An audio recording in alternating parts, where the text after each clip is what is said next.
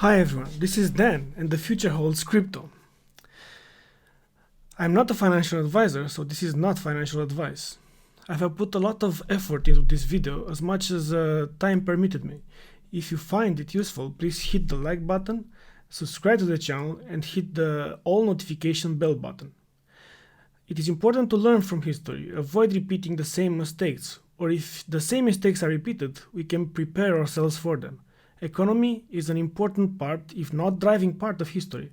This is why I have put together a video with bits from different sources to understand how the current system works, the history of money and the cycles that happen until now.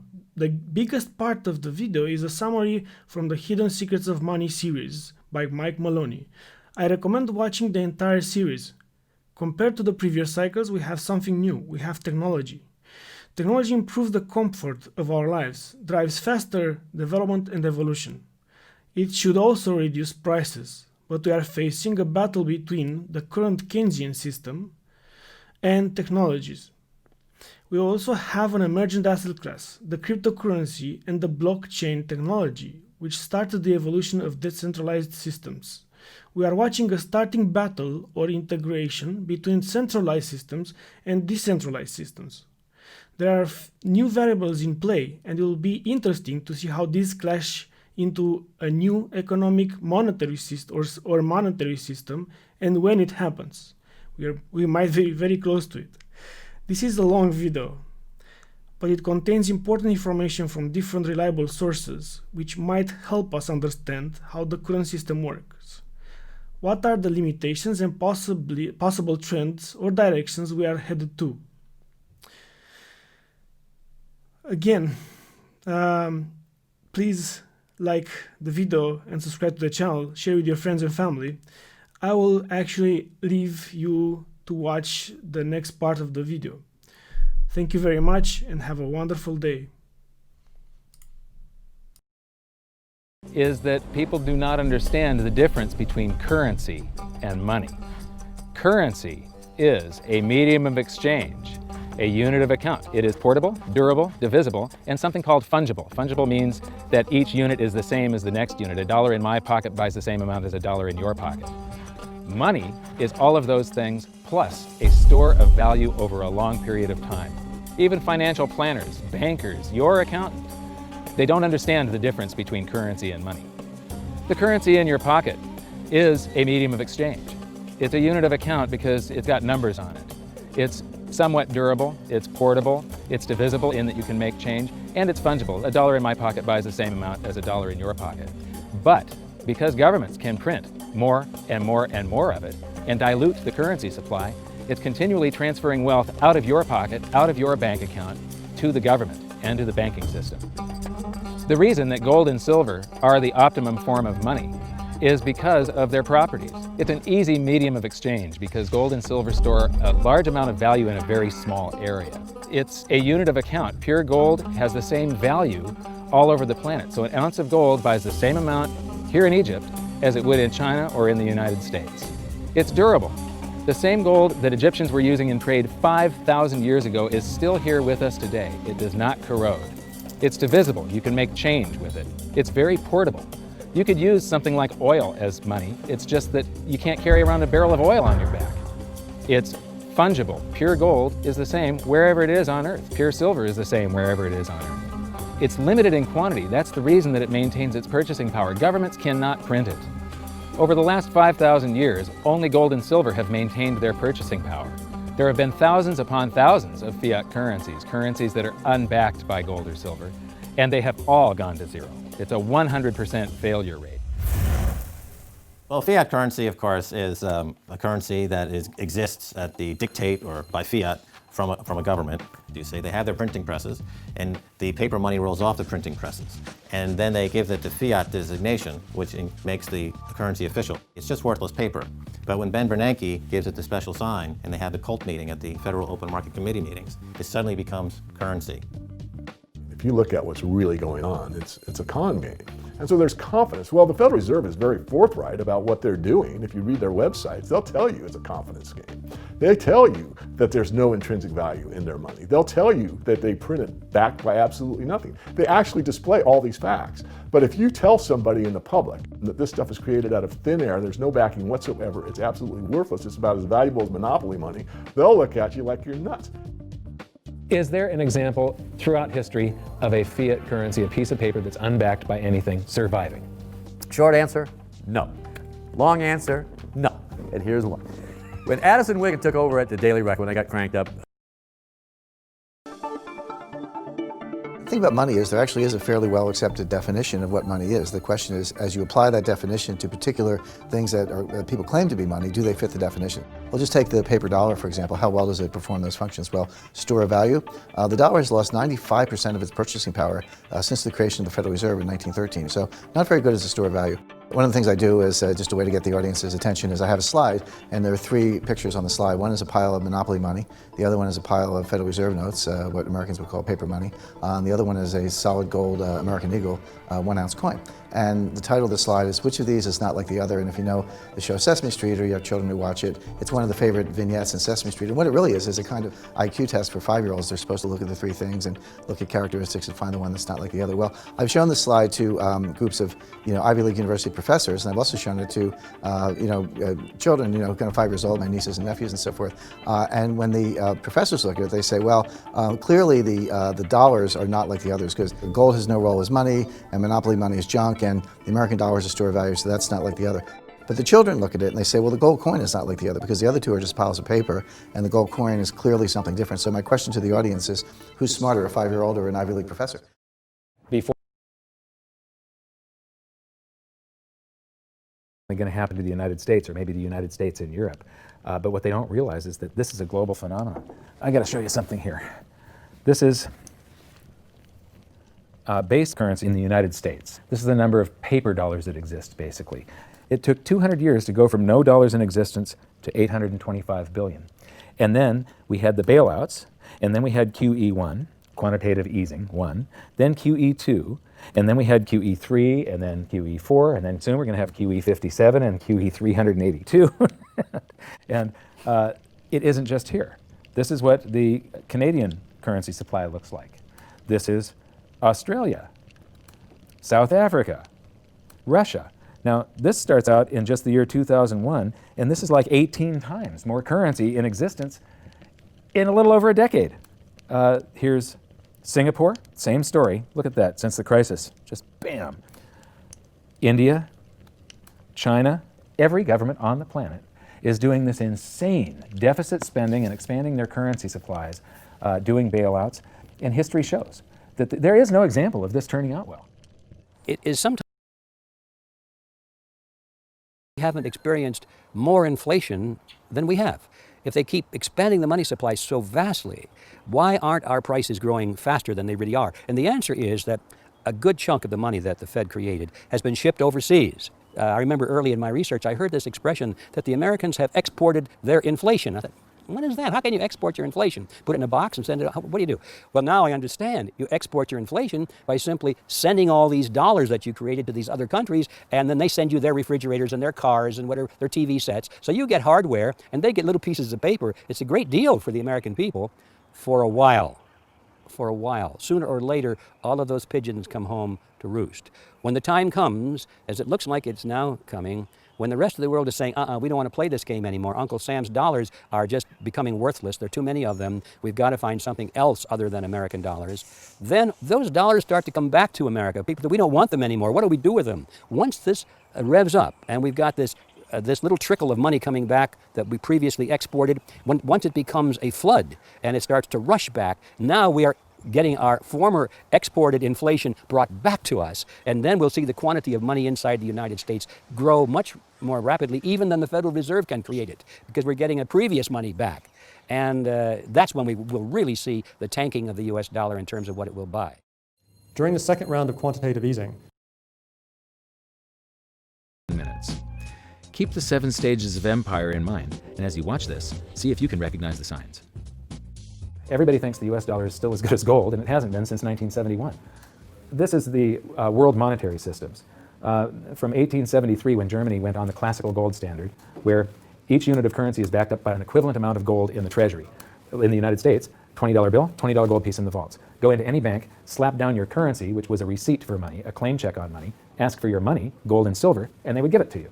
So this shows, this is currency, this is money. Otherwise, there was no reason for any government to store gold in their vaults and then print this currency that was backed by gold.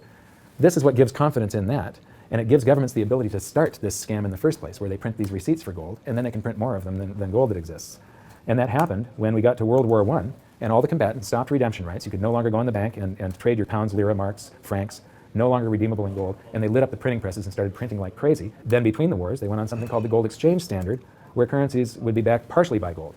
So in the United States, under the Federal Reserve Act of 1913, the Federal Reserve was allowed to put $50 worth of claim checks on gold, currency in circulation, backed up by only $20 worth of gold. So it was a 40% reserve ratio. For every $20 gold piece in the vault, they could put $50 in circulation. We're the dollars of the nation on parade. We're the biggest batch of dollars ever made. Oh, we used to march by millions, but now we march by billions, and maybe we'll be trillions for your day. Then we get to 1944.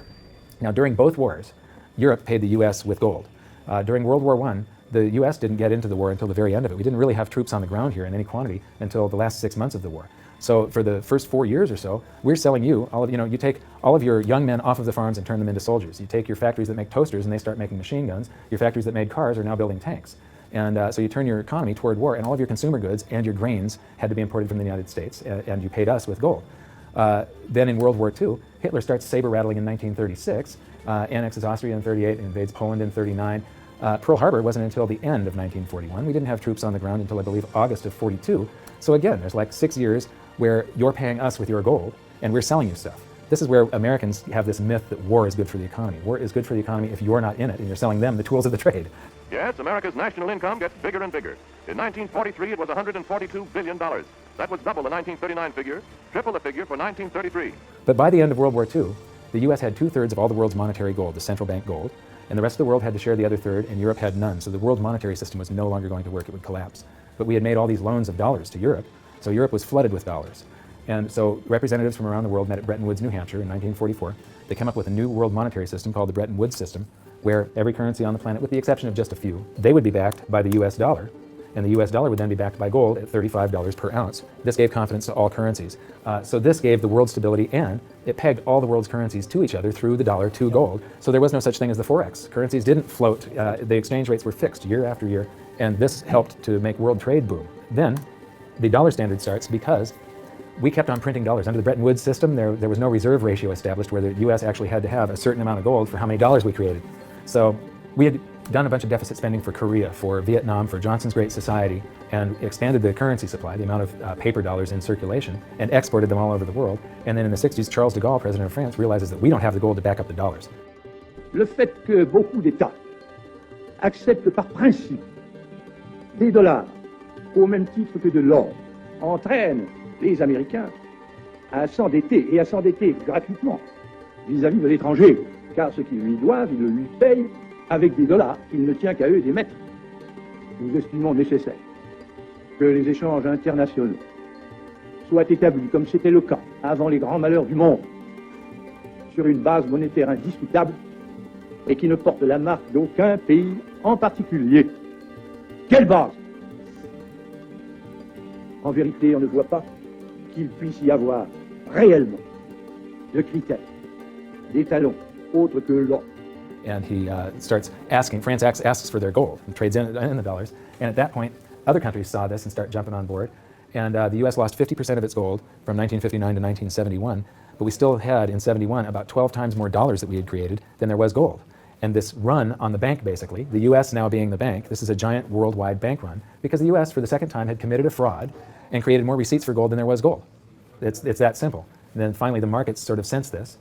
And Nixon was forced to take us off the gold standard, because if he had paid out gold until it got to zero, once we couldn't pay on some of those dollars, the entire worldwide monetary system would have collapsed. I have directed Secretary Connolly to suspend temporarily the convertibility of the dollar into gold or other reserve assets, except in amounts and conditions determined to be in the interest of monetary stability and in the best interest of the United States. In full cooperation with the International Monetary Fund and those who trade with us, we will press for the necessary reforms to set up an urgently needed new international monetary system. And on August 15th, 1971, all the world's currencies became fiat currency. I don't know why the rest of the world didn't rush out and hang him, but they didn't. They just all went along with this. To our friends abroad, I give this assurance. The United States has always been and will continue to be a forward-looking and trustworthy trading partner. There have been thousands upon thousands upon thousands of fiat currencies throughout history, and there isn't one that survived. It is a 100% failure rate. And we started this experiment where all the world's currencies would be fiat currencies simultaneously in 1971. But what we have here, 30 to 40 years, different monetary system, 30 years, 28 years, 39 years plus, what's next? The world is going to have a new monetary system in this decade that we're in. We're going to experience this huge deflationary crash around the world. The world will probably end up on some sort of new monetary system, probably after governments try and print their way out of this and cause hyperinflations of all the currencies, and people will just lose confidence in currency. And what do they always go back to throughout history? Time after time, for the last 5,000 years actually, they always go back to gold and silver. In a world of floating currencies, and that's what all national currencies are today, they bob up. Now, the 7 stages of empire, just as a reminder, started with sound money. And then a country adds layers of public works and social programs, and then develops a massive military, and then puts that military to use. And to pay for the war, it debases its currency supply, which causes a loss of faith in the currency, which then leads to a currency crisis, and gold does an accounting of the expansion of that fiat currency supply that happened over all those years of the first 5 stages. We are in the 6th and beginning the 7th stage. Gold started the accounting in the year 2001. It was $250 then, but we're still in the very early stages of this. Well, that's what. The US dollar is about 60% of the value of all the currency on the planet, and more than half of the dollars reside outside the United States. The reason every country has US dollars is, first of all, that's what central banks use as a reserve currency. Second of all, oil is priced in dollars. So this is the world. And what you see here is that these are the countries that are avoiding the US dollar in trade. They're doing bilateral agreements where they'll either hold each other's currency and settle that way, or they're establishing, like right now, they're talking about a BRICS bank, Brazil, Russia, India, China, and South Africa, having a bank that will do settlements between the countries directly without using the US dollar. These countries, they tried to avoid using the US dollar, like Iran tried, and we banned them from using SWIFT. How many here have made wire transfers before? So do you know what a SWIFT number is? It's a code that you plug in, and this SWIFT system is what transfers those dollars from one person's account to another person's account. Well, Iran decided that they were going to sell oil only in euros. They got banned from SWIFT. But there's countries right now coming up with a replacement for SWIFT, and it doesn't use the dollar. It's the Sukrak system. And Iraq started selling oil for euros.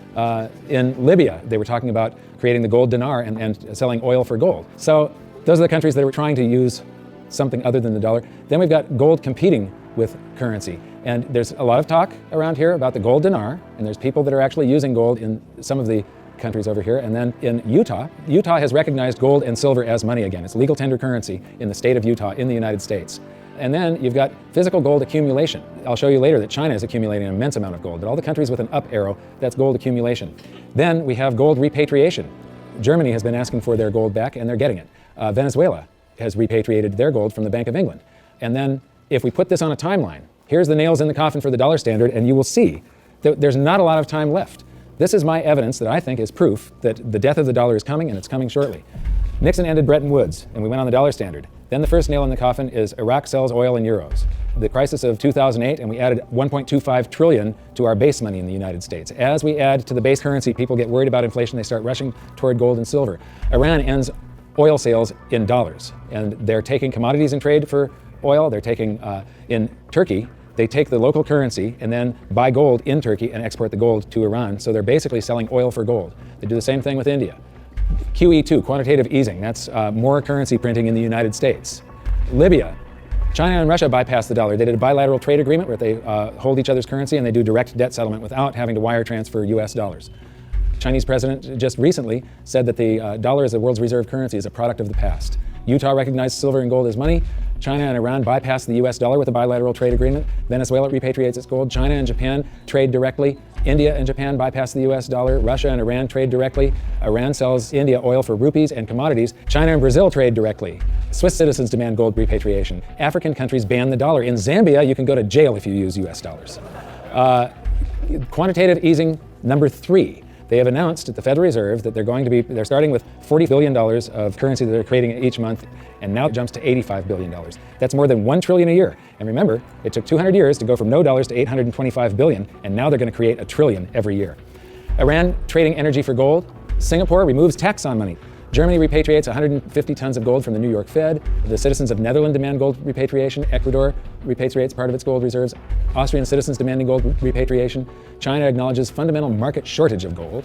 And now, the Fed is increasing the rate of printing. I said from 40 to 85 billion every month, just over $1 trillion per year. So those are the nails in the coffin for the dollar standard. And if you noticed, they're all speeding up and they're all happening right now. You don't have a whole lot of time. And if you wait too long, then the opportunity is gone. It's going to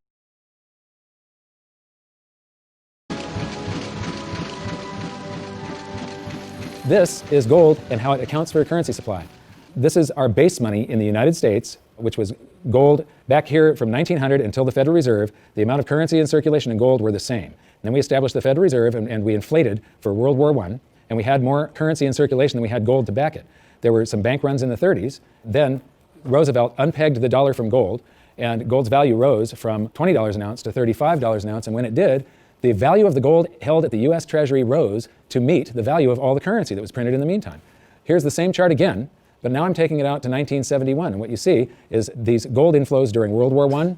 During World War II, it's another 117% gold increase. This is what made the United States a superpower. It's all financial. It isn't our war machine necessarily. It's all the gold inflows that we got because everybody else was at war and we were isolated from it. And they had to pay us for all their consumer goods and so on. And then we jumped into the war and we inflated. And then in about 1959, countries started figuring out that we didn't have all the gold. We were printing more dollars than gold that we had to back it. And under the Bretton Woods system, they could go to the New York Fed and turn in their dollars for gold at $35 per ounce. Only foreign central banks. Individuals couldn't do that. So gold started flowing out, and the U.S. lost 50% of its gold from 59 to 71, and in the meantime, we kept on printing currency. If this had continued until it got down to zero, if there was one more dollar out there that laid claim to gold, that came in and said, we want our gold for a currency, and there was no gold to back it up, the entire world monetary system would have come crashing down. So Nixon had to take us off of the Bretton Woods system, the last vestiges of the gold standard in August 15th of 71. So here's the same chart again. There's the first chart and the second chart to 71, and now I'm taking it out to 85, and I'm adding a second line here. How many people would agree that credit cards are replacing cash in circulation? Yeah, credit cards, you use your credit card more and more every year, right? You use cash less and less. Well, this is outstanding credit card balances. It's called revolving credit outstanding is the name of the chart that you get from the Federal Reserve. When you charge something on a credit card, you create currency. The bank didn't actually loan you anything. They invented numbers, and then they have the gall to charge you interest if you don't pay those numbers back on time. But so the thing is that the merchant that you're paying, the restaurant or the grocery store, that merchant's checking account can't tell the difference between the credit dollars that you created or the cash dollars that you pay them. So to that merchant's checking account, it all looks the same, and those dollars that you created stay in circulation until somebody saves them up and pays down credit card debt. So unpaid credit card balances I include as part of the cash in circulation. And in 1971, Nixon took us off the gold standard and gold became a freely traded separate commodity/money, and it did an accounting of the currency supply. There was quite a while here where we could have gone back on the gold standard. The value of the gold at the Treasury exceeded all the dollars printed from George Washington to Jimmy Carter. And for a week or so, a couple of weeks, it exceeded base money plus outstanding revolving credit. So here's the same chart again. That was to 1985, and now I'm going to take it out to today. And so there's that 1980 peak where it shot past base money and base money plus outstanding revolving credit. And then we get to the crisis of 08. And Ben Bernanke, oh, by the way, instead of billions, we're now measuring in trillions. So we started in millions, and then it went to billions, and now it's trillions. So we did the bailouts and all the quantitative easings, and that's what the currency supply looks like today. And then they announced quantitative easing 3, which is that 85 billion a month that they're creating, and they think they're going to have to do it until about 2015. So here's the projection for gold covering the currency supply today would be $13,400 per ounce gold for history to repeat and for gold to do the same thing that it did in 1934 and in 1980. And believe me, it shocked people in the 1970s. When gold was $35 an ounce and Nixon took us off the Bretton Woods system, all the economists were predicting that gold was going to go down because now there was going to be no more monetary demand for it. Anybody that said gold was going to go to $100 was considered an absolute lunatic, and it went to $850. It rose 24 times its price. Well, when I wrote my book, we were right here with base money. So base money plus outstanding revolving credit. It took about $6,000 an ounce for history to repeat. Today it takes $13,400, and if you include the same overshoot, remember in 1980 it didn't just cover base money, but it shot past it. $24,000 an ounce gold is what it would require to meet that, except the Fed has announced that they're going to keep on printing currency until there's lower unemployment and the economy gets back on track. And they think till 2015. So the projected price, according to the Fed and history repeating, if the Fed does this and then history repeats and gold, the public gets afraid of what the Federal Reserve is doing and they rush toward gold and silver to protect their purchasing power, gold would have to rise from there to way up here, and that is $26,000 per ounce gold to cover. If it does the same overshoot, we're talking about $47,000 an ounce gold. Now, I don't even like to measure gold in dollars. If you measure it in a price doesn't mean anything. It's the value. How much can you buy with the proceeds? If we have deflation and some of this currency evaporates, because it's all just numbers that they type into a computer these days, if we have deflation, maybe gold peaks at $3,000 an ounce and the currency supply collapses to way down here somewhere, and the Dow is at 1,500. That means gold will still be double the Dow. You're still going to get 14 times more paper assets one day than you can buy today with them. And it's probably only a couple of years left that this is going to take, as you saw by how the nails in the coffin of the dollar standard, how they're speeding up. If we have big inflation and the Dow goes to 30,000, maybe gold will be 60,000 an ounce. And if we have hyperinflation, the Dow would be 30 trillion and gold would be 60 trillion. It doesn't matter. In any case, gold would buy you 14 times more paper assets than it does today. So these are the global assets. Here's the bond market. Here's the stock market. This is the value of real estate on the planet. And these are bank deposits, and there's gold. Now, that little slice of the pie is going to get a lot bigger in just the next few years, and it's not going to do it by a whole bunch more gold just appearing. It's going to do it by the price of other assets going down, or at least their value going down, and the value of gold going up. So the price of gold will change. That piece of the pie is going to grow. It was a lot bigger back in 1980 when gold was at $850. It's going to get a lot bigger today again, but today, as you've seen, it requires far, far higher prices. So, the death of the dollar standard. How many people here believe that I'm sort of predicting what's going on in the future here? You can see that there's a new world monetary system coming. It happens every 30 to 40 years, except this time, instead of a baby step off of gold, we've got to go from nothing back to something. It's going to be a worldwide convulsion, the scale of which has never been seen before. At the end. Dividend. Don't be alarmed if you don't quite comprehend the deception of this system at first glance. Very few people do. It is purposely complex. The economist John Maynard Keynes once wrote, "By this means, government may secretly and unobserved confiscate the wealth of the people, and not one man in a million will detect the theft." I believe that presented correctly, anyone can understand this system, regardless of how complex it is. So let's do a recap and break it down even more. The way the system works is that, step one, the government creates glorified IOUs. These bonds increase our national debt and put the public on the hook to pay it back. Step two, IOUs are swapped to create currency. The Treasury sells the bonds to the banks. The banks then turn around and sell our national debt at a profit to the Federal Reserve, which they probably own. The Federal Reserve then opens its checkbook that doesn't have a penny in it and buys those IOUs with IOUs that it writes, checks, on a checking account that has a zero balance. Then they give those checks to the banks and currency just springs into existence, and then the whole process repeats. This results in a buildup of bonds at the Federal Reserve and currency at the Treasury, which is really just a supply of numbers. The Treasury then deposits the numbers in the various branches of the government, and we get to step three. The government spends the numbers on promises, public works, social programs, and war. Then the government employees, contractors, and soldiers deposit their pay into the banks, and we get to step four, where the banks multiply the numbers by magically inventing more IOUs through fractional reserve lending, where they steal a portion of everyone's deposit and lend it out. That currency gets redeposited, and then a portion is stolen again, and the process repeats over and over, magnifying the currency supply exponentially. Then we work for some of those numbers, which brings us to step five, where our numbers are taxed.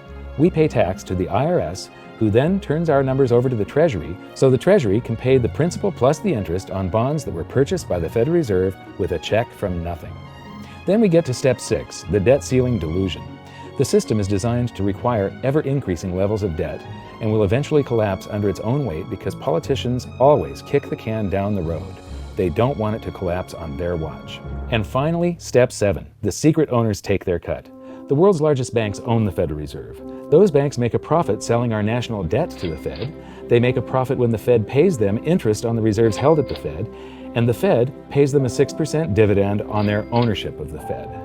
This system is fundamentally evil. It funnels wealth from the working population to the government and the banking sector. It is the cause of the artificial booms and busts of modern economies, and it causes great disparity of wealth between the rich and the working class. And it is only possible because we no longer use real money, we use currency. But worst of all, it is a form of enslavement. Bond is the root word of bondage. Whenever a government issues a bond, it is a promise to make us pay tax in the future. Nobody asked you if you wanted to pay tax today for the prosperity we all enjoyed in the last century. Nobody is asking our children if they want to work hard in the future to pay for the prosperity we're enjoying now. George Washington once wrote to James Madison, "No generation has the right to contract debts greater than can be paid off during the course of its own existence." By stealing prosperity from tomorrow so we can spend it today, we enslave ourselves and future generations. Now, this all sounds pretty bad, but there is great hope, for you are the greatest threat to this false monetary system. This system relies on the public being ignorant of its workings. Please share this knowledge with everyone you know, because an informed public that fully understands the system can build a better future for generations to come. And now I leave you with this quote, widely attributed to a former director of the Bank of England. "The modern banking system manufactures money out of nothing. The process is perhaps the most astounding piece of sleight of hand that was ever invented. Banking was conceived in inequity and born in sin. Bankers own the earth. Take it away from them, but leave them the power to create money and control credit, and with the flick of a pen, they will create enough money to buy it back again. But if you want to continue as the slaves of bankers and pay the cost of your own slavery, let them continue to create money and to control credit."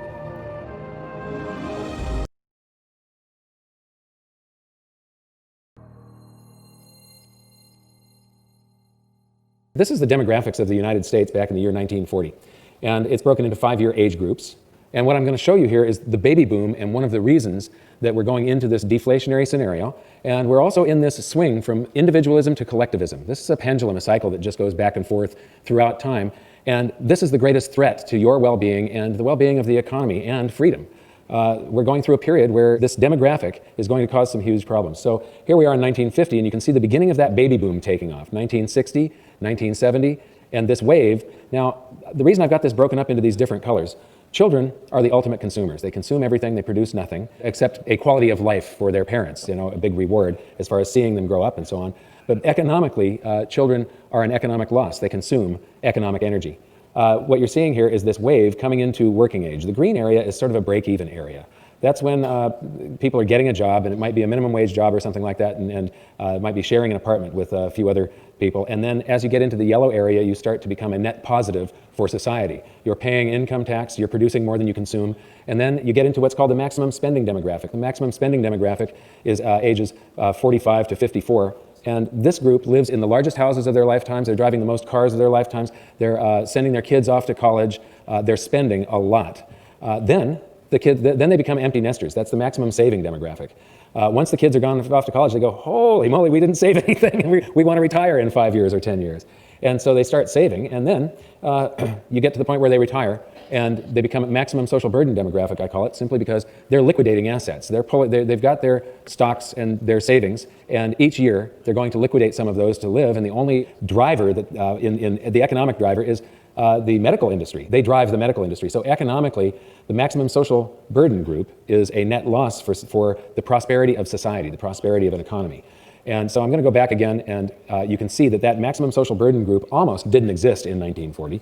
And there's a lot of people of that working age and maximum spending age supporting the few people that were of the maximum social burden category. And then we get the baby boom sweeping through, and in the 80s and that stock market boom of the 90s and all the way up to 2000, that yellow area that really drives the economy was growing every year. Now, we have an economy where it's supposed to grow at about 3%, or it's going to stall. We inflate the currency supply at about that rate. But now, after the year 2000, we've got 2010, the peak of the maximum spending demographic. And from now on, it's sort of downhill. Maximum savers, they do help drive the stock market, but look at that maximum social burden category and look at what happens next. So we are going into this time period right now. Now, the reason there's no children on there is they haven't been born yet. But if you look at, when I first presented this a couple of years ago, birth rates have been falling for quite a while now, and they've been falling even at an even greater speed since the crash of '08. And if you look at the data from the Great Depression, birth rates just fell off a cliff in the Great Depression. And so you have less people of the younger age coming into this demographic to support the people that are retiring.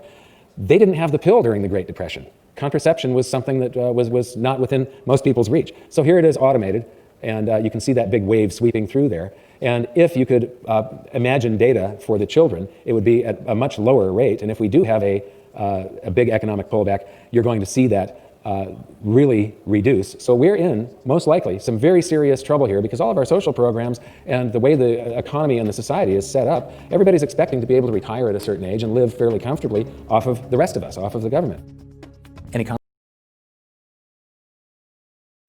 And now for probably the biggest factor in this convergence of cycles. This is Nikolai Kondratyev. He's a Russian economist that Lenin commissioned to prove that capitalism wouldn't work. He went away for a couple of years to do his studies and came back with his findings that capitalism was the superior system and would work marvelously well, but it would always suffer from these long wave boom-bust cycles to which he gave the names of seasons of spring, summer, autumn, and winter. We'll come back to this in some other episode and really dig into it. But for now, what you need to know is that the winter is the deflationary season. The last winter was the Great Depression.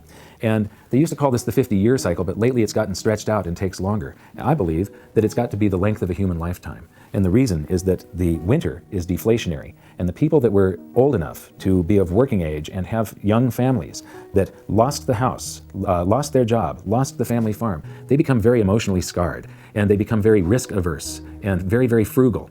And in order to make all the same stupid mistakes that we made in the roaring 20s that led to the Great Depression, that generation has to die off. Well, they have died off, and we have made all the same stupid mistakes. So this is very deflationary, should it happen.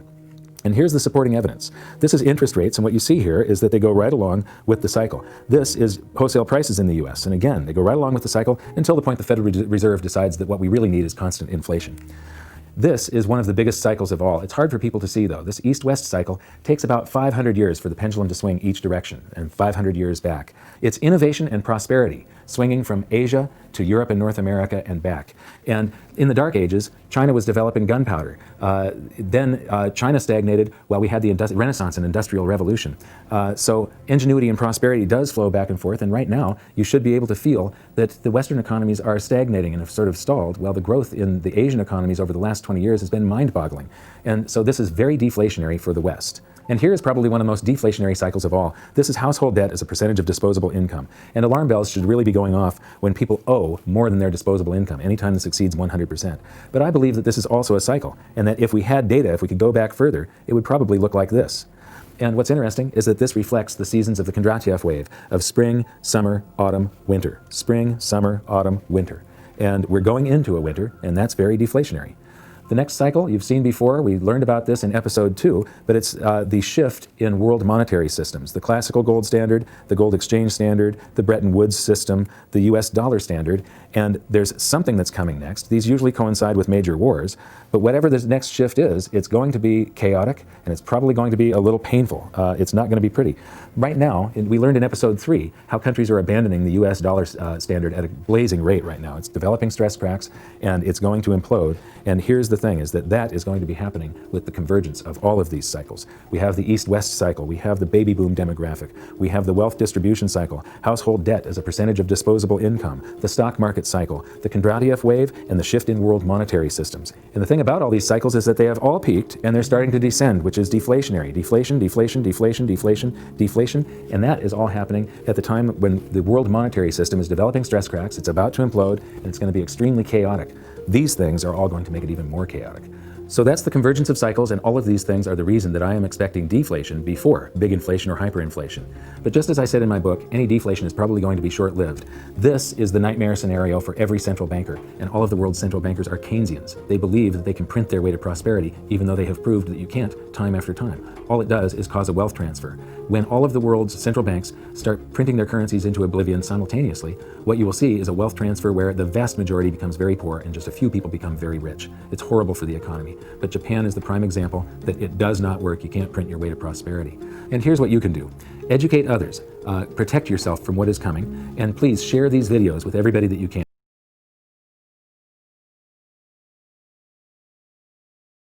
Quadrillion marks per day. So now we're going to take a look at velocity and how it could affect us in the future. So this is me. Now, I developed this keynote presentation to make understanding velocity easy. Most economists make it sound really complex and people don't think they can understand it. But stick with me, I think you'll enjoy this.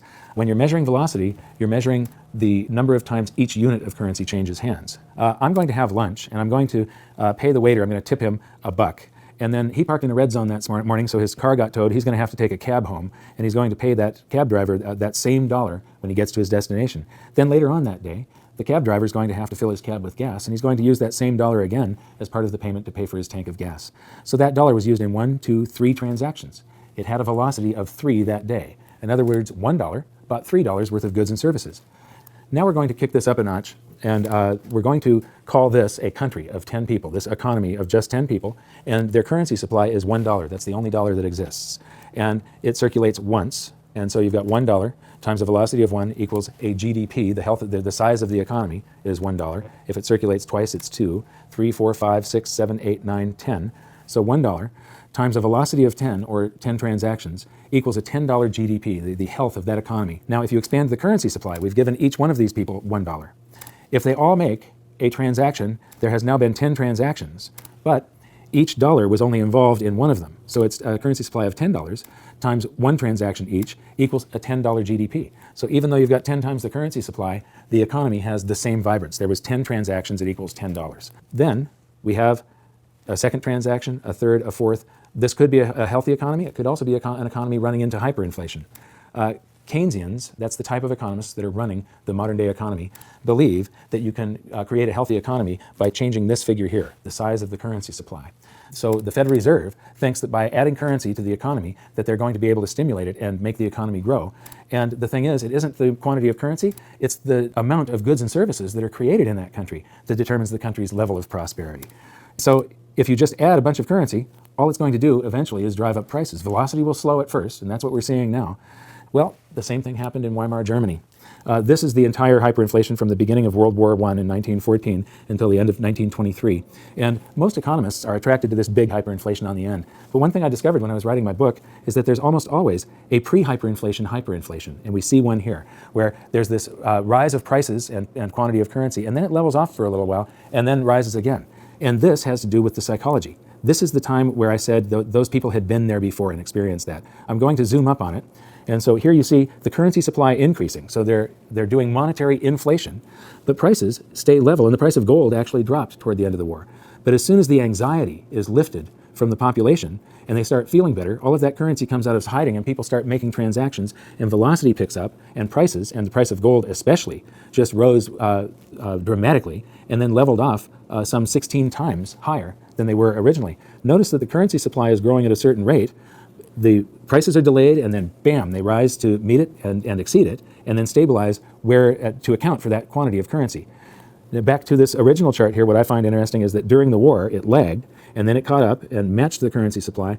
But then as they kept on printing, velocity started to exceed the currency supply. So prices started to rise faster than they were printing currency, and that's the end game for hyperinflation. The big lesson here is that the people who owned gold and silver instead of the national currency came out relatively unscathed, or even made huge gains in their purchasing power. Now, this is the US currency supply from 1918 until today. And we've created all of this currency, but we haven't seen any ravaging inflation yet.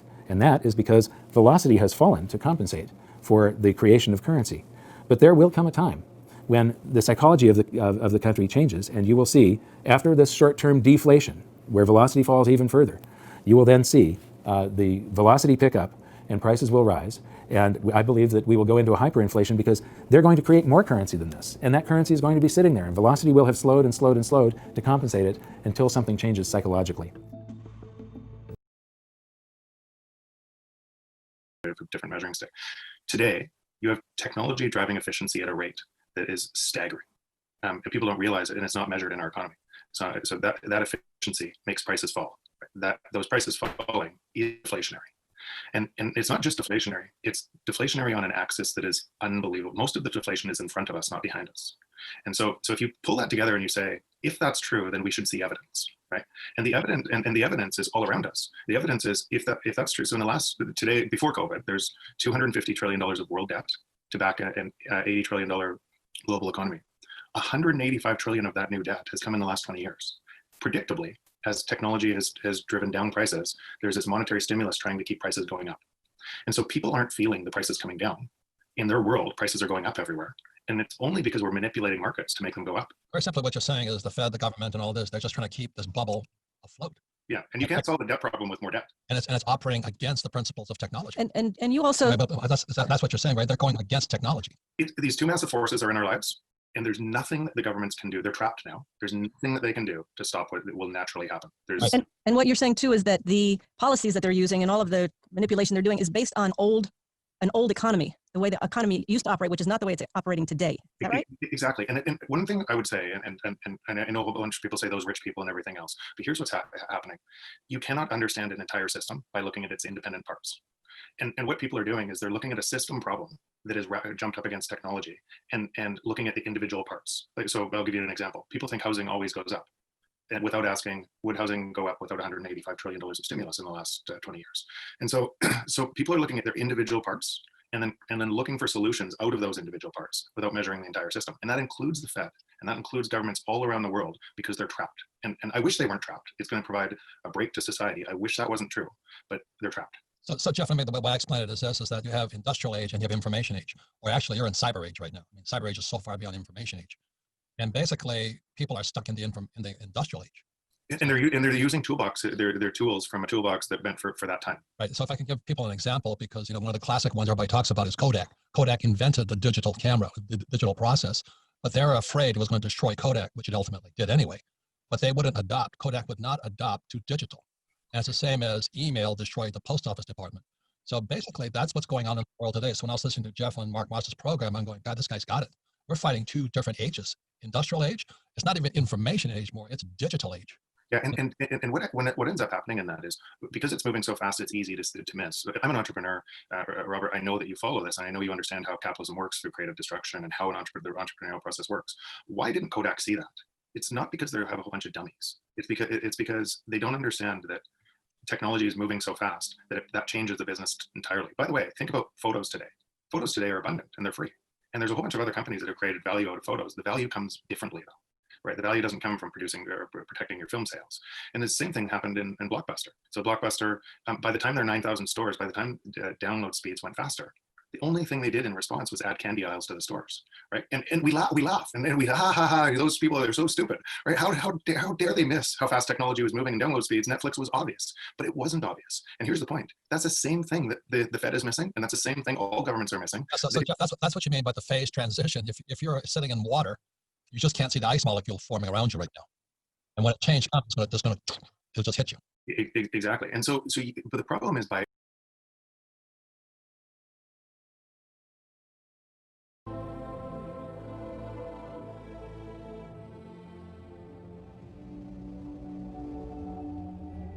The most common question I get lately is, when are you going to make an episode of Hidden Secrets of Money about cryptocurrencies?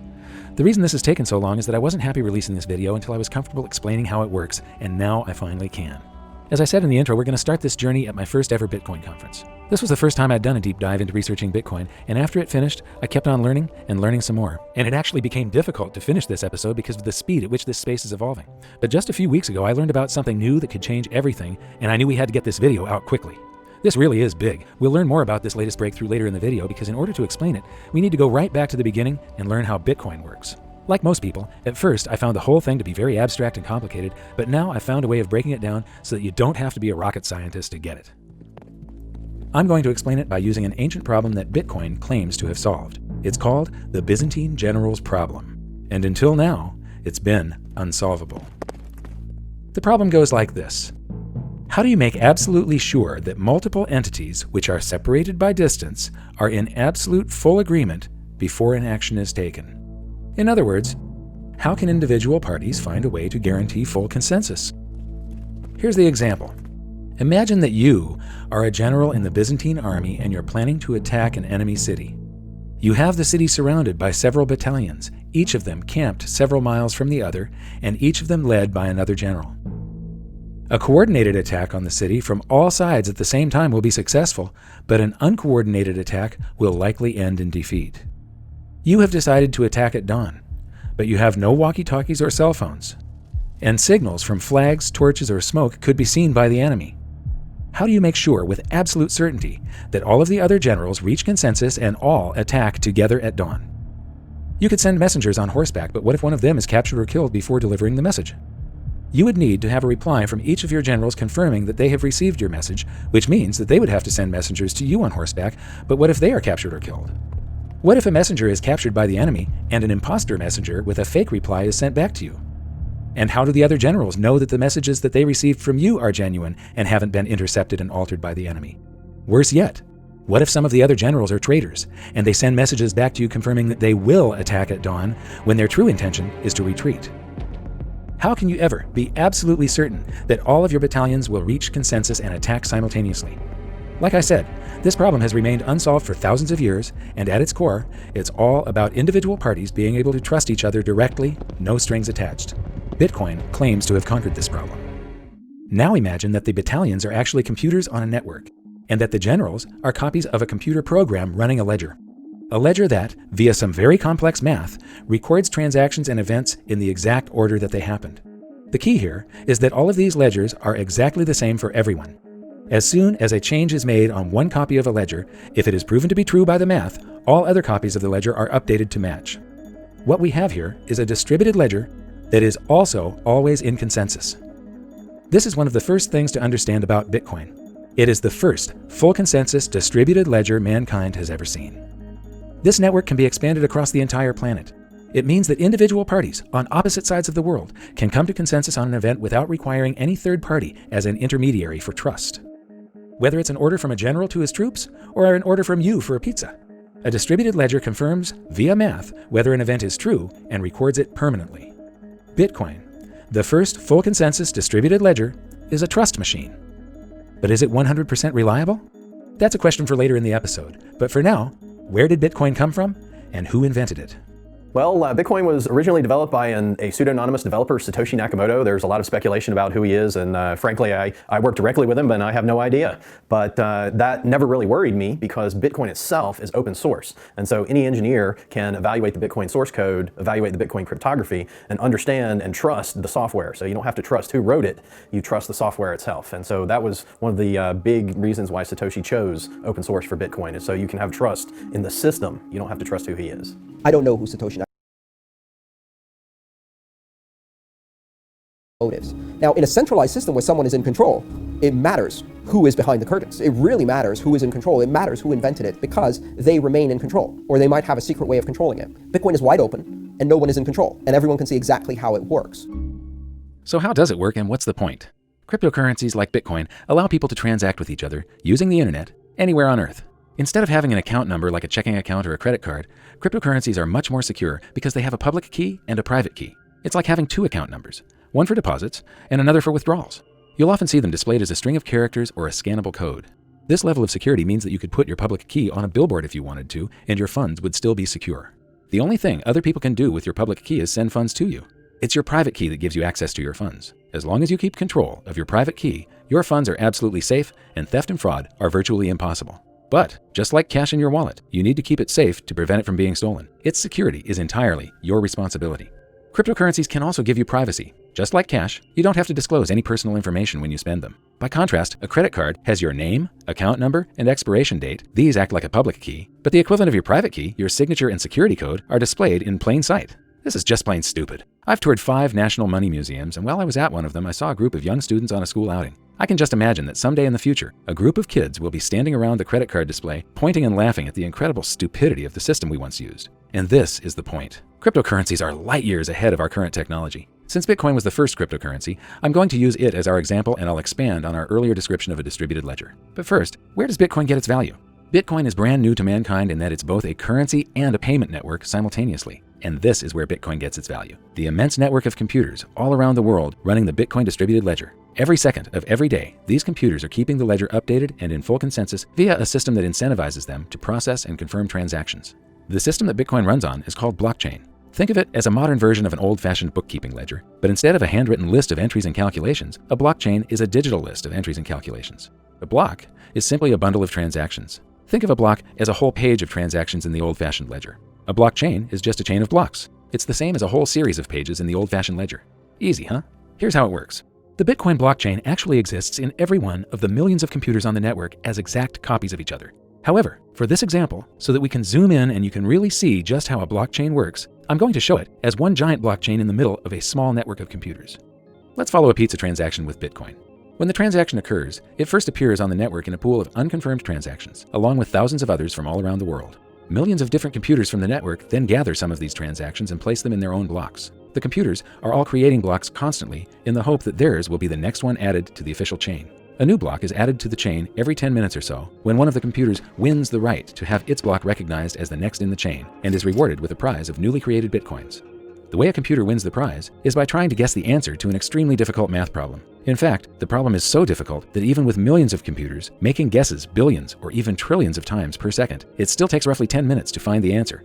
Once one of the computers guesses the correct answer and wins, all of the millions of computers on the network that did not win are instructed to throw away all the work they have done, update their ledgers with the block from the winning computer, and start again with a new math problem. In doing so, the computers use an immense amount of power and cost a literal fortune to run. So why do they do it? Because it can be very profitable. This is where the term mining for bitcoins comes from. Instead of striking gold by mining for precious metals in the wilderness, these computers are hoping to strike Bitcoin by mining precious numbers on the blockchain.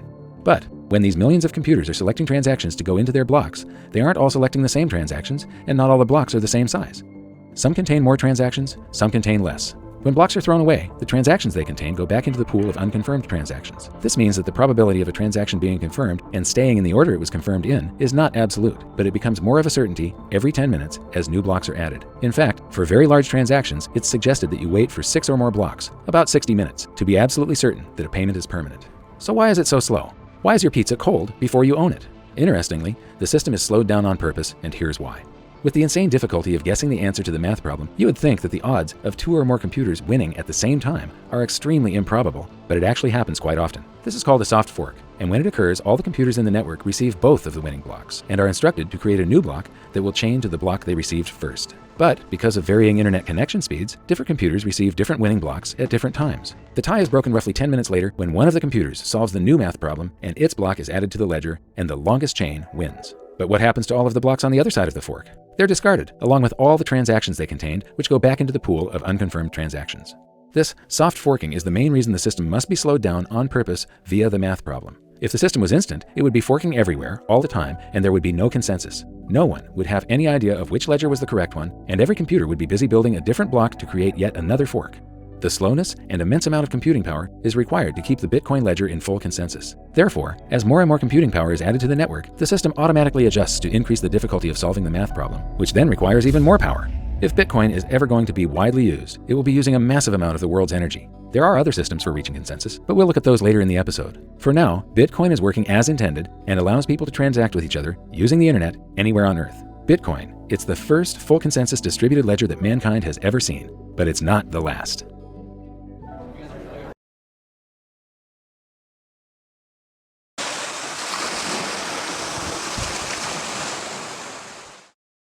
Hi, I'm Charles Hoskinson, and I'd like today to talk a little bit about the future, namely the future given to us by something that can decentralize it. So I'm a mathematician, and as a mathematician, we like to do things like Venn diagram everything. We like to build our models. So let's break the world up into 2 buckets. Let's look at the banked and documented world, and let's look at the unbanked and undocumented world. So the green bucket has about 4 billion people living in it, in places like the United States, the European Union. And then we look at places like China, we look at places like India and Brazil, and we start moving into the unbanked and undocumented world, places like Sudan, places like Afghanistan. Well, what's the point? Well, the point is, if you were to look at every meaningful metric, from infant mortality to literacy rates, quality of life, it tends to get better with the more financial services and the more access to documentation that you tend to have. So let's elucidate this a bit with an example. Let's take a look. Just no one to cover that. So these are the problems that he lives. These are the problems that billions of people around the world have to deal with on a daily basis. So it's very natural to ask, how do we solve this? What do we do? Let's propose something.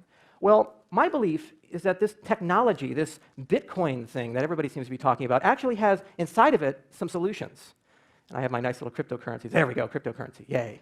Okay, so I call it the transformative triumvirate, big fan of Roman history. And there's really 3 things here: blockchains, decentralized transaction systems, and smart contracts. What in the world do I mean? Let's go through them. Let's talk about blockchains first. So basically what a blockchain is it's just a big database. If you're going to store something like who owns what, you need that database to be secure, you need it to be tamper resistant, you need it to be distributed. And it turns out that Bitcoin actually has probably the best distributed database in the world. It solved a very hard computer science problem just to exist. And here's the key. Once you put something in a blockchain like Bitcoin's, it's there forever. It can't come out. We have every single transaction since Bitcoin was invented. It's there since January 3rd, 2009. So that means it's the perfect place to put identities. It's the perfect place to put agreements, property rights, these kinds of things. and it's totally censorship resistant. Even if it's inconvenient data to a government, inconvenient data to an individual, you can't pull it out once it's there. So let's look at some examples of what's already been done. So Namecoin is a project that wants to replace the entire DNS system of the internet. If you ever wonder why, when you go to Microsoft.com or Google.com, how that all gets sorted out and who owns what, that's ICANN's DNS system. It's a centralized solution. They're based in America, a lot of international participation. Namecoin is saying, let's completely disintermediate everybody. It's a totally decentralized grid where we actually have a new DNS system. BlockSign actually allows you to take contracts like non-disclosure agreements, anything you can think of, and actually verify them and sign them using the Bitcoin blockchain at an incredibly low cost, less than a penny. Now, let's look at the transaction system. This is near and dear to my heart. I've started 2 ventures in the Bitcoin space. Both of them were funded in a distributed fashion. The second one was Ethereum. So this brilliant kid named Vitalik Buterin last year came up with this idea. He wrote this white paper. He's 19 years old. And I read it, and I said, damn it, I have to help him start this because this is brilliant. And we decided to have a fundraiser. So we published a little address, and we said, send a transaction. And over a course of 42 days and 9,011 transactions, we raised $18 million. And the cost to raise that money was only $350 in transaction fees, a price of 0.002%. This is the magic that a young kid who's a college dropout living up in Canada can write a white paper, bring a team together on 4 continents, and within just a matter of months have a fundraiser for over $18 million to get the resources he needed to do something. And this is accessible to everyone. No one controls it. Now let's look at smart contracts. This is really where the magic actually happens. So a contract is basically an agreement having a lawful object entered into voluntarily by 2 or more parties, each of whom intends to create 1 or more legal obligations between them. This is why I'm not a lawyer. I don't like reading those things. So a smart contract says that's great and all, but you still have to have third parties involved in the verification process, the facilitation process, the enforcement process. What if we could algorithmically do this? What if we could take a contract and write in some sort of specialized programming language, play around with it for a bit, and this can actually be done over a decentralized grid? And we can have that same immutability and censorship resistance and certainty that we have with our transaction system. Well, it's not a new idea. David Chaum and Nick Szabo first thought of it back in the 1980s and 1990s, and that brilliant kid, Vitalik Buterin, and another brilliant kid who works for a competitor, Ripple, actually came up with a way of doing this using Bitcoin, the Ethereum and the CODIS projects. So what does this actually accomplish? Well, you can think of any centralized service that's online, like eBay, you can think of a Dropbox, you can think of exchanges, and you basically can build a decentralized equivalent. You can also think of services like hosting. So you have Amazon EC2, you have Rackspace, you pay some money, you can use their servers. Well, what if, just like folding at home where they fold proteins, instead of doing that, we can actually tokenize hosting of web services, and people can just leave their laptops on, their desktops on, and make a little bit of money. And the aggregate grid becomes the world's largest web server. Combined with the centralized DNS system, you actually have an entirely new internet. And all of this is actually possible because of smart contracts. So let's bring this all together. Let's bring this back to why we care. We care about Hamid Khan. So what are his problems again? He needs reputation, he needs credit, he needs to be able to manage his risk, he needs low remittance costs, and he would love to be able to actually prove he owns the land that he lives on, especially if he has to flee it. Well, blockchains enable him to build a censorship-resistant, always accessible digital history. Everything that he does, if he does it through a blockchain-based solution, it's there forever, and it's completely disintermediated from his government. So it doesn't matter who's in charge, what's going on, the particular political whims, it's there. And I can see that, and I can start building things like credit metrics and risk metrics on that. Okay. Second, just like me, his brother can now send things at much less than a penny. And if you think of that $540 billion remittance market with 12% going to middlemen, it's going less than a penny, less than 1%. It's a beautiful thing. And finally, because we have these smart contracts, we can start talking about building microfinance and microinsurance, decentralized networks. What does that mean? Think of Kiva, think of Lending Club, think of the Grameen Bank, and imagine if they had some sort of Frankenstein child. But that Frankenstein child is completely peer-to-peer, anybody can access it, they can use it at a low cost, and now you, anyone, can go ahead and click on someone, send them $100, and actually get repaid through that network, and have a 90 or 95% repayment. That's the beautiful emergent properties of having reputation combined with a money transaction system combined with programmable finance. That's what you get for that. The same deal for microinsurance. You can take a lot of innovation that's been done recently for poor nations and actually have insurance policies that are $50 or $100 and make them profitable. And once you actually have a set of these things, you can securitize them. So it's a very promising emerging field. So there's one last problem, and this is kind of the kicker. Only 40% of the world's population is online, which seems to be a little low, but when you think about the age of the internet, that's actually quite amazing that something has grown so fast. So how do we get internet to Hamid Khan? Well, in just the same way that we can build a decentralized lending network, in just the same way we can build a decentralized insurance network, we can also actually build a decentralized ISP. So you can actually use technologies like CJDNS combined with old hardware like Wi-Fi routers and cell phones and just a little bit of hacking and finagling, and people can become micro ISPs. Just like they can mine Bitcoin, they can now provide internet services to their local community. And there are several other solutions to getting it without necessarily having to use the internet proper. For example, BitPesa, based in Kenya, is trying to find a way to distribute Bitcoin solutions across the cell phone, which makes sense because they have a digital currency there called M-Pesa. And finally, BitNation is probably the most ambitious. They're actually building a global network of ambassadors that are going to provide a full suite of services. So it's a very rich field. There's a lot of work that needs to be done. But one thing I do know is that the future is going to be decentralized, just like TED. Thank you.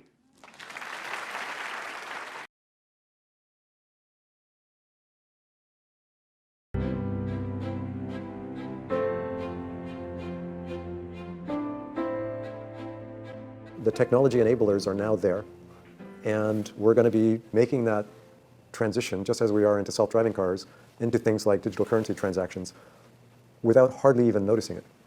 For example, when you buy that cup of coffee at Starbucks and you pay on your mobile phone, it could be that the application program interface in your phone last week flipped from using your bank account to a payment system based on digital currencies, and you might have gotten a brief notice with 5 pages of fine print saying, I agree at the end. And as long as you hit that button, you just made that transition without noticing it. I think it could be, at the consumer level, as quick as that. That's not to say that it's simple. Hundreds of billions of dollars of technology, software and hardware, need to be built around this, particularly software. And a lot of legal work, and a lot of regulatory work. And the central banks have to go along with it before it'll be allowed, because it's a concern. It's part of the money supply, and central banks will be responsible for monitoring that. And there are some countries that are thinking about it. China, Sweden, those are 2 countries that are currently contemplating introducing digital currencies at the national level through the central banks of those countries. So change is coming, and I'm very interested in studying the implications of that change.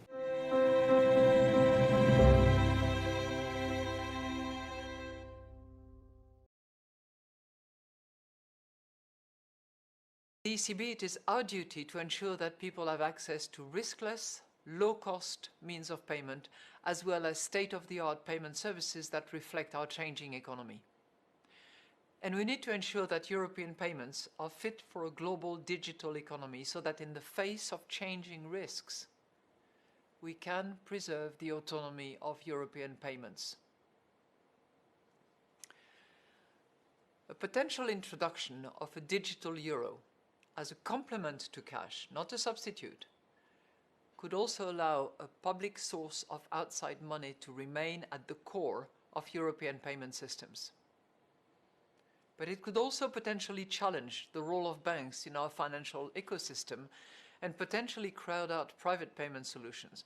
So we are carefully exploring the benefits, risks, and operational challenges of introducing a digital currency.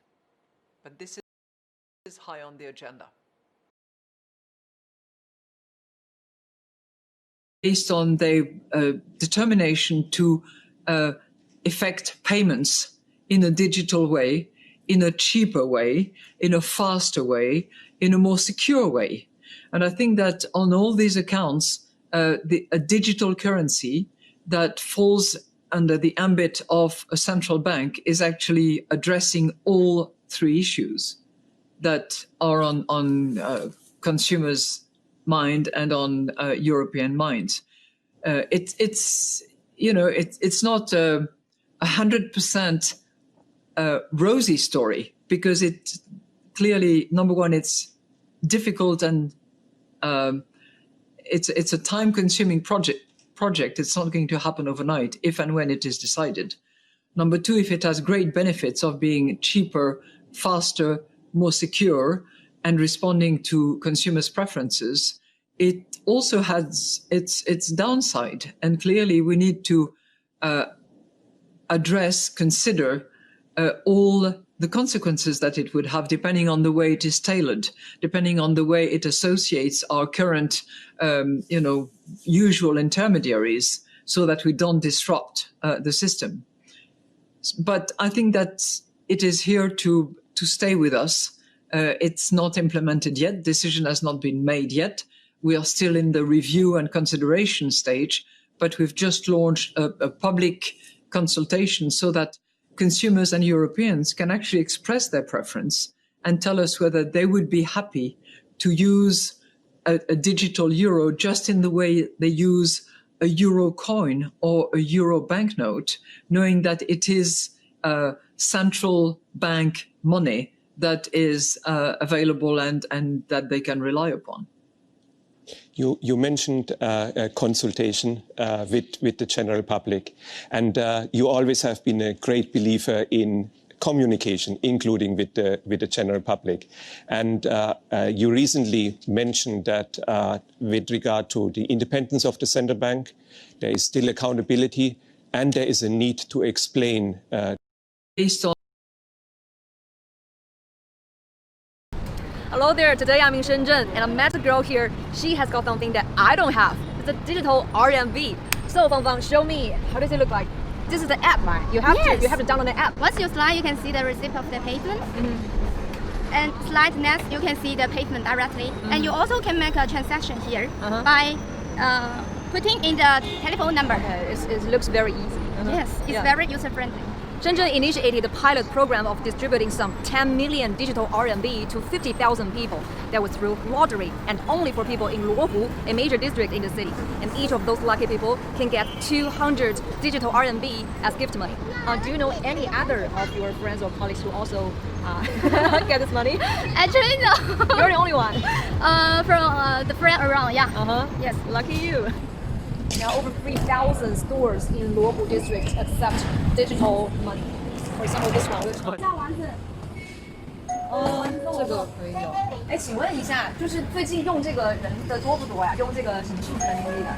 最近应该有10来个吧。每天有10来个。So would you like to buy? Yeah, sure. We can buy some drink.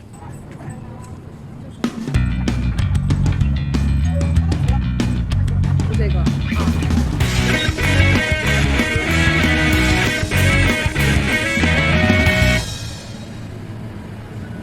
对啊，他们给了2个月了吧？给了2个月了，就一直等着，终于有人来用了。Using digital money, you don't need Wi-Fi. I don't know the technology yet, but it's really convenient. Actually, I'm very curious about it, and it's like a very novel technology product. And as Shenzhen is a pilot city, so I love to get involved.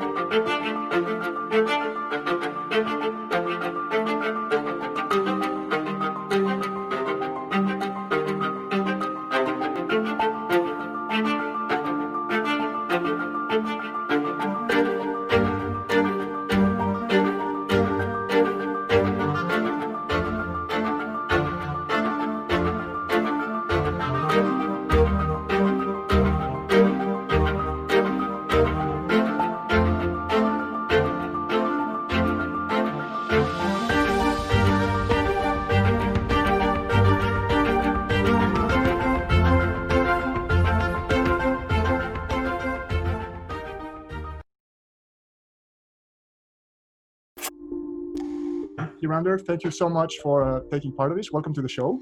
My pleasure, George. I've been in financial markets now for over 2 decades and heavily involved in the stock exchange and wider financial exchange space. And typically, since 1997, exchanges have been essentially the same model. You can go to the stock markets to raise finance, but it comes with massive overhead and cost. And of course, tokenization and using blockchain now can revolutionize that and make it more cost effective. But actually we're seeing initiatives being offered that are either non-trustworthy and unregulated, or even if they are, they're more expensive than IPOs. And how can that be when technology is supposed to lower the barriers to entry, reduce intermediaries and lower costs? Exchanges have to now say, well, actually, we've been catering for a certain segment today. But how do we now also extend the model into crowdfunding, into giving a wider range of investors and not just a select few access to what we do in the same way that these privileged wholesale investors get access? But also, how do we use it to really change the way that we're doing things so that finance for SMEs, broadly financial inclusion, become part of our remit? And this is where now technology can ensure that all of that can be done from an early stage all the way through to when a company grows and becomes blue chip, rather than just at certain stages. And all of it can be interlinked. And I think the exchange can be a key part of that, rather than it being disjointed out there. So it can act as that aggregator. And we're going to see this. We're already doing this with some of the initiatives like SetDex that you mentioned in the Seychelles. But we now see the exchange of tomorrow being a virtual representation of a network of multiple exchanges rather than one single exchange.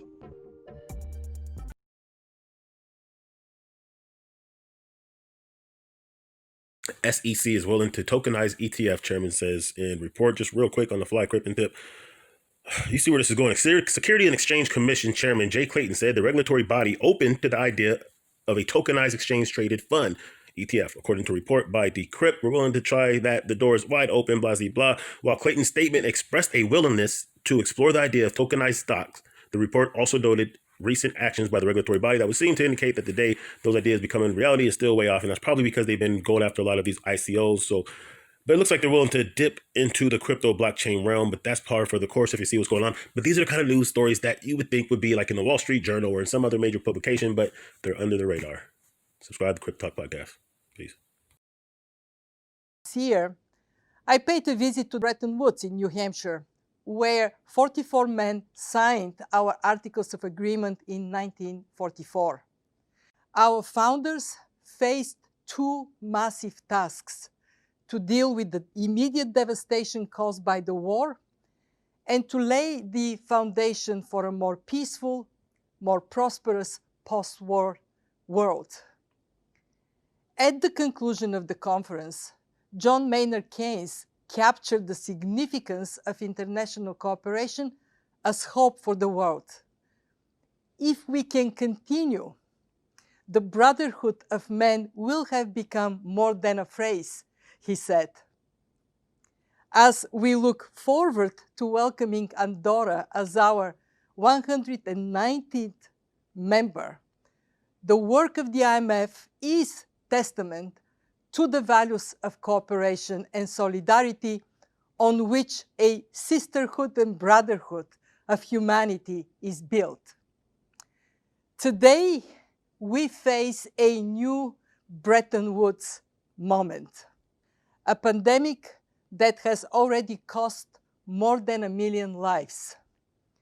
An economic calamity that will make the world economy 4.4% smaller this year and strip an estimated 11 trillion of output by next year. An untold human desperation in the face of huge disruption, rising poverty for the first time in decades. Once again, we face two massive tasks: to fight the crisis today and build a better tomorrow. We know what action must be taken right now. A durable economic recovery is only possible if we beat the pandemic. Health measures must remain a priority. I urge you to support production and distribution of effective therapies and vaccines. We expect 2021 debt levels to go up significantly to around 125% of GDP in advanced economies, 65% of GDP in emerging markets, and 50% of GDP in low-income countries. The fund is providing debt relief to its poorest members, and with the World Bank, we support extension by the G20 of the debt service suspension initiative.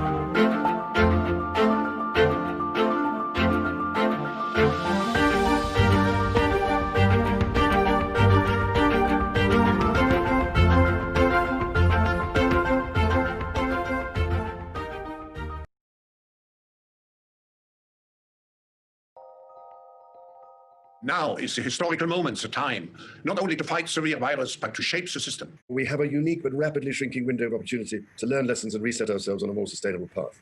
It is an opportunity we have never had before and may never have again. So we must use all the levers we have at our disposal, knowing that each and every one of us has a vital role to play. Now is the time to think what history would say about this crisis. And now is the time for all of us to define our own role. What is it that would make it so that history would look at this crisis as the great opportunity for reset? The Great Reset is a welcome recognition that this human tragedy must be a wake-up call. It is imperative that we reimagine, rebuild, redesign, reinvigorate, and rebalance our world. Rebalancing investment, harnessing science and technology, and advancing the transition to net zero emissions, all elements of the Great Reset, are fundamental to building the future we need. The world's problems fit on three sides of a triangle. It's one versus many, man versus nature, and the unfortunate foundation is long-term versus short-term. We had already income inequality that was fueling income, race, gender inequality. We have a climate emergency, which we can't walk away from. There's no doubt that the very survival of the human race requires us to act. Any recovery stimulus should have green conditions attached to it. Energy prices should reflect real costs. You need private sector capital, private sector ingenuity, private sector technology, and private sector capabilities to come to the party. You need enormous trust between the private sector and the public sector for this to actually work. We have to change our economy dramatically in the next 20 or 30 years, and the next 10 years is absolutely decisive. The recovery has to be greener than any of the previous recoveries. And in order to do that, we need to ensure that the stimulus package, including fiscal and monetary, are much greener than they were before. So we cannot waste this opportunity to ensure that the very precious money that's raised from the next generation is spent on green and low carbon. We will now start quite a high number of task forces to look at all the different issues, and we will present all those ideas to the people assembled in Davos. But at the same time, we will make Davos very different, very open, to ensure that we do not fall back to old recipes, but that we really look at forward-oriented solutions. Young entrepreneurs, especially from developing countries that are there and can see the right problem, can really step up and create solutions. Finding profitable solutions to problems of the people and the planet, and we're starting to see firms move to that, and we're seeing firms that behave responsibly in that way actually doing better on conventional measures of profitability and doing better in this particular period. We've also seen social entrepreneurs step in incredible ways. Not only We have an incredible opportunity to create entirely new sustainable industries, investing in nature as the true engine of our economy. The current global crisis has disrupted every aspect of our lives, but it has also presented us with an extraordinary opportunity, a chance to reset and accelerate efforts to improve the state of our world. Changing our current trajectory will require bold and imaginative action, together with determination and decisive leadership. In order to secure our future and to prosper, we need to evolve our economic model, putting people and planet at the heart of global value creation. If there is one critical lesson we have to learn from this crisis, we need to put nature at the heart of how we operate. We are on the verge of catalytic breakthroughs that will alter our view of what is possible and profitable within the framework of a sustainable future. We need nothing short of a paradigm shift, one that inspires action at revolutionary levels and pace. We simply cannot waste any more time. The only limit is our willingness to act.